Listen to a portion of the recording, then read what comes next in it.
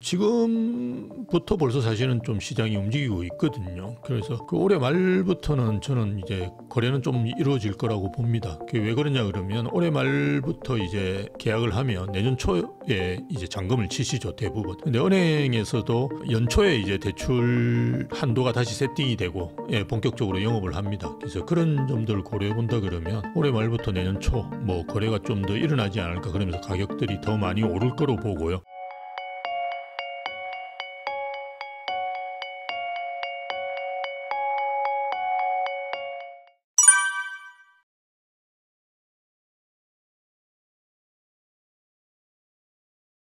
저는 올해 지금부터 벌써 사실은 좀 시장이 움직이고 있거든요. 그래서 그 올해 말부터는 저는 이제 거래는 좀 이루어질 거라고 봅니다. 근데 뭐 어마어마하게 많이 이루어지는 않겠지만, 그게 왜 그러냐 그러면 올해 말부터 이제 계약을 하면 내년 초에 이제 잔금을 치시죠, 대부분. 근데 은행에서도 연초에 이제 대출 한도가 다시 세팅이 되고 본격적으로 영업을 합니다. 그래서 그런 점들을 고려해 본다 그러면 올해 말부터 내년 초 뭐 거래가 좀 더 일어나지 않을까, 그러면서 가격들이 더 많이 오를 거로 보고요. 그 실제로 그 5월 9일까지만 지금 양도세 중과가 배제돼 있는 상태인데요. 그래서 팔아야 되는 분들이 계실 거예요.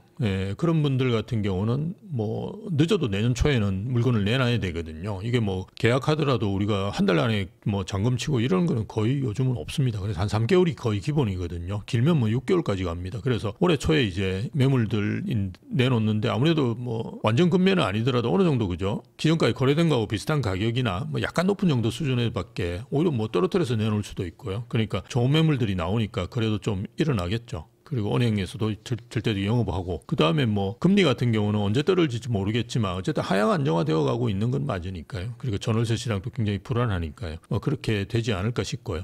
또 하나는 이제 6월 3일 날 지방선거가 실시되는데요. 그 전까지는 제가 볼 때 시장에 그냥 강력한 부정적인 부동산 대책이 나오기는 힘들 거예요. 그래서 지금 뭐 세금 관련된 규제가 좀 남아 있는데요. 뭐 이런 규제들, 뭐 세금을 올린다든지, 그죠? 이런 거겠죠. 이런 거는 내년 6월 3일 이후에 정부에서도 내놓지 않을까. 세금 올려가지고 좋아할 분 아무도 없거든요. 근데 지금 주택을 가지신 분이 거의 60% 가까이 되기 때문에 이런 분들을 등지면서까지 지방선거에서, 그죠? 이렇게 하기는 힘들 거다.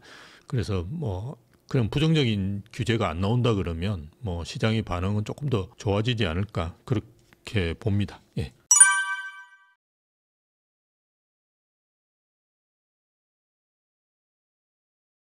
예, 저는 뭐 힘들 거라고 보는데요. 앞에서도 저희가 송파구도 한 20% 가까이 올랐다. 그 말은 내년에 이제 재산세가 한 20% 오른다라고 보셔야 되고요. 근데 송파구에 있는 아파트는 대부분 종부세까지 내셔야 되기 때문에 20% 이상 오른다고 보셔야 되거든요. 그런 상황에서 공시가도 현실화시키고 공정시장 가액 비율이라고 공시가를 이제 어느 정도 반영하느냐인데요. 그 공정시장 가액 비율이 지금 60%입니다. 근데 예전에 문재인 정부 때는 95%였어요. 이걸 뭐 80%만 올려도 거의 뭐 1.5배 정도 올라가지 않습니까? 그죠? 예. 그래서 그런 상황을 이제 만들기는 쉽지가 않다. 왜 그러냐 그러면 서울은 그래도 올랐으니까 화가 나지만 그래도 올랐으니까 낼 수는 있는데요. 지방을 생각하셔야 됩니다. 지방은 지금 10억짜리 아파트가 9억이 돼 있는 데가 오히려 더 많습니다. 그런 상황에서 1.5배를 올렸다. 이러면 작년에 이제 한 30만 원 내가 재산세를 냈는데 올해 갑자기 재산세를 받으면 50만 원이 나와 있어요. 내 집값은 떨어졌다. 그럼 지방선거 하지 말자는 말이거든요. 그래서 제가 볼 때 이거 공시가 현실화나 공정시장 가액비를 조정하는 것도 아마 지방선거 전까지는 하기 힘들 거다. 그렇게 만들어가지고 지방선거를 망칠 일이 없을 것 같아요. 그래서 조심스럽고 아마 올해 이제 다행스럽게 6월 1일 날 모든 게 결정되거든요. 올해 6월 1일 날 가진 분의 세금은 이제 딱 결정이 됩니다. 그래서 6월 3일이 다행스럽게도 그 이후기 때문에 올해는 큰 문제 없고요. 내년부터는 뭐 말씀하신 공시가 현실화나, 그죠? 공정시장 가액비율 조정 뭐 이런 걸로 해서 일단은 하고, 이래도 안 잡히면 이제 세율을 올리고, 그래도 안 잡히면 세목을 신설한다든지 이런 걸 할 수 있겠죠. 근데 거기까지 안 가기를 이제 바라는 거죠.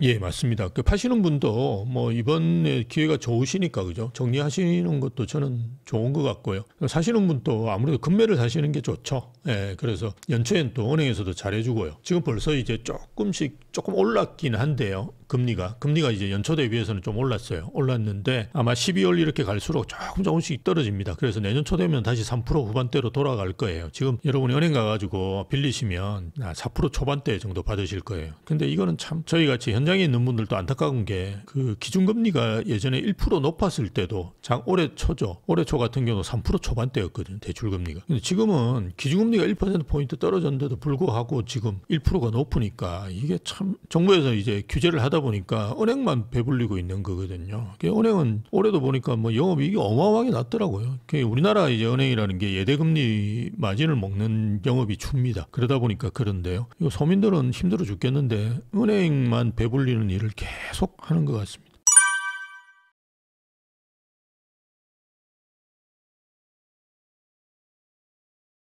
전월세 시장도 뭐 오를 수밖에 없죠. 일단 전월세 시장의 가장 큰 변수는 입주 물량인데요. 지금 입주 물량이 없지 않습니까? 그래서 내년부터는 이제 서울 같은 경우는 만세대로 줄어들고요. 서울만 문제가 아니고요. 전국이 사실은 입주 물량이 줄어듭니다. 근데 서울은 이제 5만 채 이렇게 입주하다가 만 채로 입주하기 때문에 너무 이제 많이 떨어지는 거고요. 지방도 보면 거의 한 반토막 나는 데가 대부분입니다. 그래서 어디든지 이제 전월세 문제는 굉장히 심각할 거다라고 볼 수밖에 없고요. 그런데다가 이제 기존에 이제 여러 가지 올릴 수밖에 없는 기반들, 임대차 입법이라든지 그리고 전세 사기 문제로 인해서 연립이나 그 다세대의 전세가 없어져 버렸거든요. 그 시장은 아예 없습니다. 와서 연립 전세 찾아주세요 이런 분은 안 계시거든요. 그러니까 아파트로 다 몰리고 있고 거기다가 또 최근에 정부에서 규제를 했는데 대출을 받으면 들어가 살아라. 토호자도 일단 들어가 살아야 되고요. 이런 규제 때문에 전세는 계속 사라집니다. 물론 전세가 하나 나오면서 하나가 사라지는 거긴 하죠. 왜냐하면 살고 있던 데에서 다시 이제 들어가는 거니까요. 그렇지만 나오는 데는 주로 외곽이고요. 주인이 들어가서 사는 데는 주로 선호지역입니다. 그래서 저희가 지금 노도강 금강구가 올라서 걱정을 하고 있는 게 아니거든요. 마포나 성동 이런 데들이 올라서 걱정하는데 그런 데는 이제 오히려 집주인들이 들어가야 되는 상황이고요. 외곽은 이제 계속 매물이 나오는 상황이 되겠죠. 그래서 어느 지역에 나오느냐 이런 것들을 좀 유심히 보시는 것이 좋을 것 같아요.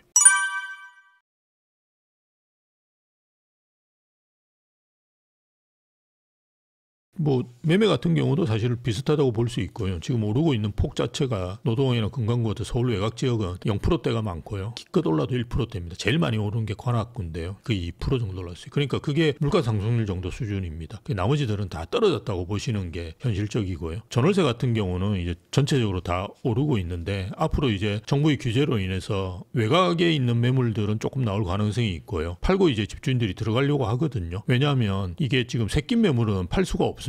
근데 내가 꼭 팔아야 되는 분들이 계시거든요. 특히나 이제 계약갱신 청구권을 썼다. 그러면 이제 집주인이 실거주하면 세입자는 나가야 돼요. 그거는 이제 법적으로 보장되어 있는 상황입니다. 그래서 집주인 입장에서는 세입자를 내보내고라도 팔아야 되거든요. 공실로 두는 한이 있더라도 팔아야 됩니다. 이제 그런 상황이 벌어지기 때문에 자연스럽게 도심 지역이라든지 주거선호 지역에 있는 매물들은 자꾸 줄어들 수밖에 없는 상황입니다. 그래서 전월세 시장의 불안 상황들도 주거선호 지역 같은 경우는 훨씬 더 강할 거고요. 외곽 지역은 뭐 그렇게 강하지 않다라고 보시는 게 맞겠죠.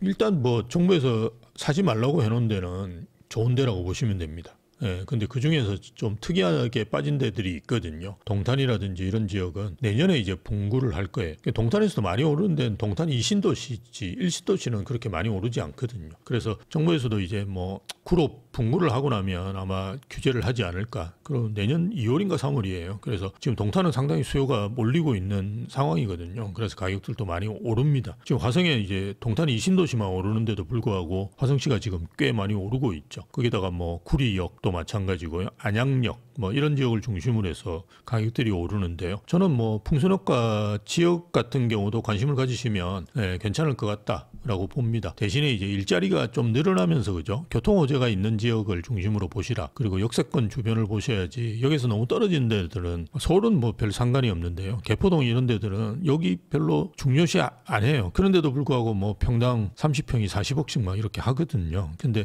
지방이나 아니면 서울 외곽은 좀 다릅니다. 그래서 역 주변이나 아니면 일자리가 늘어나는 지역들을 중심으로 해서 저는 좀 보시면 좋을 것 같고요. 나머지 그 우리가 풍선효과 측면에서도 지방 같은 경우에도 보면 입주 물량이 어떠냐를 좀 유심히 보시면 좋을 것 같아요. 그 미분양이 많아서 좀 고민이긴 한데요. 대구 같은 경우 내년부터 입주 물량이 팍 줄어듭니다. 5천 세대인가밖에 안 돼요. 이제 그래서 과거에 막 2만 세대씩 3만 세대씩 있었는데요. 그렇지만 이제 입주 물량이 좀 그 미분양이 좀 많습니다. 그래서 그런 걸 좀 보시고 들어가시면 좋을 것 같고요. 울산 같은 경우는 이미 그 상승폭을 키우고 있거든요. 그래서 그런 지역들은 뭐 핵심 지역을 중심으로 해서는 가격들이 괜찮을 거니까요. 그런 걸 좀 유심히 보시면서 지방도 이제 조금씩 선택하시면 괜찮지 않을까. 최근에 이제 토제가 되고 규제지역으로 지정되는 바람에 지방광역시도 한 서울은 이제 거의 80%가 줄었고요. 지방광역시는 오히려 20% 정도 거래량이 늘었어요. 그래서 아마 그 서울 살려고 했던 분이 서울에서 내려가서 지방을 사지는 않았을 거고요. 서울 살려고 했던 분이 이거 토제 때문에 내 생활 기반을 다 옮겨야 되잖아요. 그건 불가능하거든요. 그런 분들이 많겠죠. 그런 분들이 그냥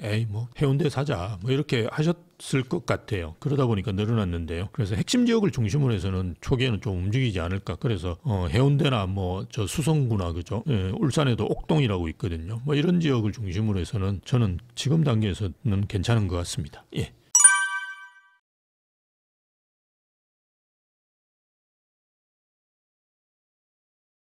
앞으로 굉장히 전망이 있을 거예요. 근데 아무래도 사업이 많이 진전된 단계, 사업 시행 인가를 받았거나 관천한 데 같은 경우는 정말 희소하거든요. 근데 이거는 뭐 5년이나 뭐 6년 정도 지나면 이제 새 아파트로 바뀌는 게 거의 확실한 데입니다. 그래서 그런 상품들은 굉장히 저는 좋을 거라고 보고요. 근데 이제 재개발하고 재건축은 조금 이제 가치가 조금씩 달라져 가고 있어요. 규제 때문에. 그러니까 재건축 같은 경우는 이제 조합 설립이 되면 조합은 지위양도가 금지가 됩니다. 그런데 재개발 같은 경우는 이제 관리처분 인가가 나면 금지가 되는데요. 재건축 같은 경우는 이제 초기 단계 같은 경우는 사업시행 인가나 관처로 빨리빨리 진행이 안 될 가능성이 이제 커진 거죠. 왜냐하면 조합원 입장에서 10년을 보유하고 그죠? 5년을 거주해 이제 팔 수 있거든요. 물론 이제 이혼하시고 이러면 되긴 합니다. 팔 수는 있는데요. 이혼이라든지 상속이라든지 그죠? 아니면 정근 뭐 이렇게 내가 다른 쪽으로 실제로 의사분 한 분을 상담을 했는데요. 그 의사분은 이제 내가 안 되면 난 지방에 갈 거다. 뭐 그렇게 해서라도 난 팔겠다. 이런 분이 계시긴 해요. 이혼까지 하는 분은 제가 못 봤는데요. 그래서 그런 특수 상황 아니고는 이제 못 팔잖아요. 그러면 어떻게 되겠습니까? 우리가 이제 조합 설립하고 난 다음에 조합은 지위양도가 금지가 되는데요. 근데 내가 부담금이 없어요. 부담금이 요즘 뭐 많은 데는 5, 6억, 적은 데도 그냥 5, 6억 정도 되고 많으면 한 10억씩 됩니다. 그런데 내가 5, 6억 부담할 수 없다. 그러면 나중에 조합은 분양 때 현금 청산되거든요. 그럼 어떻게 하려고 하겠습니까? 조합은 분양을 단계까지 안 나가도록 만들겠죠. 어쨌든. 그러니까 이거 계속 지연시키는 거예요. 뭐가 이제 사업 시행 간다 그러면 동의 안 해준다든지 그죠. 뭐 계속 꼬투리 잡는다든지 아니면 비대위가 만들어진다든지 이런 일들이 계속 생길 거예요. 그래서 저는 이게 길어지는 거잖아요. 늦어지는 거고 이게 없어지는 건 아니거든요. 근데 길어지는 거나 늦어지는 거는 어차피 없는 거나 마찬가지예요. 왜냐하면 지금 우리가 재개발 재건축을 하고 있는 데들도 상당수는 그 박원순 시장 때도 있었던 단지예요. 근데 왜 문제가 됐냐? 진전을 안 시킨 거잖아요. 인허가도 안 해줘 버리고 오히려 그 해제를 막 시켜버렸거든요. 그래서 우리가 늦어지는 것도 이게 공급에 아주 심각한 영향을 미칩니다. 그래서 재건축이 조금 더 이제 그 불안해진 거죠. 그런 측면에서 볼 때 경쟁력이 조금 줄었다라고 보시는 게 맞고요. 재개발이 이제 그나마 좀 유리해진 상황이라고 볼 수 있고요. 왜냐하면 재개발은 이제 재건축 초과 이익 환수제라는 이런 것도 없고 재개발은 대부분 이제 연립 다세대를 투자하시는 건데 그거는 이제 실거주 의무가 없거든요. 이게 실거주 의무가 없다 이렇게 단순하게 생각하시면 안 되고요. 최근에 이제 신통기획 7군데를 지정했는데 그런 데는 이제 연립 다세대도 들어가셔야 돼요. 그래서 우리가 3월 24일 날 토지거래 허가제를 확대 재지정하기 전에 우리가 지정돼 있던 곳들 같은 경우는 상가나 연립 다세대가 포함되어 있는 데도 있습니다. 그래서 그런 점들은 이제 꼼꼼히 다시 보셔야 되는데 우리가 일반적으로는 재개발 투자를 하시는 연립 다세대들은 안 들어가셔도 되거든요. 물론 뭐 거기 전세금이 얼마 없어요. 없기는 하지만 그래도 뭐 몇 억이라도 있으면 그죠? 뭐 6억은 대출해 주지 않습니까? 은행 가보시면 DSR 때문에 6억 못 받으세요. 저희가 받아보면 4억 받으신 분이 굉장히 많이 받으시는 거예요. 네, 그래서 거의 이제 대출이 안 됩니다. 그런데 뭐 1, 2억이라도 그죠? 거기 전세 끼고 있으면 그나마 그게 줄어드는 거니까요. 그래서 그런 이제 장점들이 많이 있습니다. 그래서 재개발이 조금 더 이제 시장에 저는 주목을 받을 거라고 보고요. 아마 이재명 정부 끝날 때까지 재개발은 굉장히 화랑일 거예요. 그런데 이제 옥석을 굉장히 잘 가르셔야 됩니다. 왜냐하면 재개발, 우리가 재건축은 아파트를 그죠? 새 아파트로 바꾸는 거기 때문에 그 오래된 아파트가 재건축이 안 된다고 해서 떨어지지는 않습니다. 압구정동은 재건축이 진전이 잘 안 되는데도 지금 여러분 가보시면 평당 한 2억 정도 합니다. 그러니까 그 오래된 그 아파트가 새 아파트도 아니에요. 근데 평당 2억 합니다. 그게 왜 그럴까요? 이 아파트 같은 경우는 그래도 이제 가치를 어느 정도 보존을 하거든요. 그리고 거래도 되고 그죠. 근데 빌라나 연립 다세대와 같은 이제 빌라 같은 상품은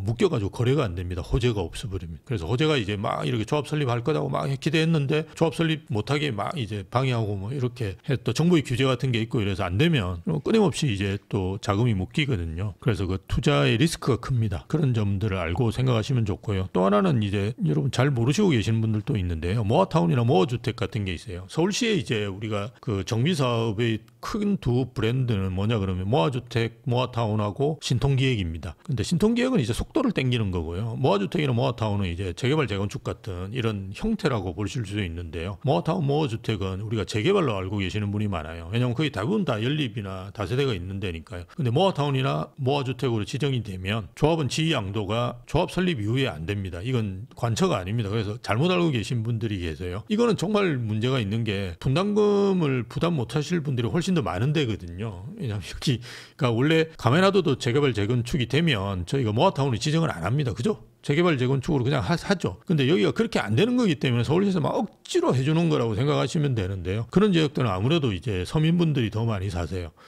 그런 상황에서 지금 뭐 조합 설립 인가나면 내 연립 다세대를 못 판다. 조합 설립 안 되도록 어마어마하게 막을 겁니다. 거기 투자하신 분들이. 그러니까 더 진전이 안 되는 거예요. 그래서 오세훈 시장께서 너무 화가 나는 것도 아마 제가 볼 때 이런 이유 때문일 거예요. 그래서 건별로 이제 그게 조금 다르니까요. 또 지역에 따라 조금씩 다릅니다. 아까 말씀드렸듯이 조금씩 다르니까 신통기획으로 막 지정을 지금 하고 있기 때문에 최근에 지정된 7군데 같은 경우 연립 다세대도 들어가셔야 됩니다. 토호제로. 그죠? 그래서 건건히 좀 보셔야 되지 않을까 싶습니다. 예.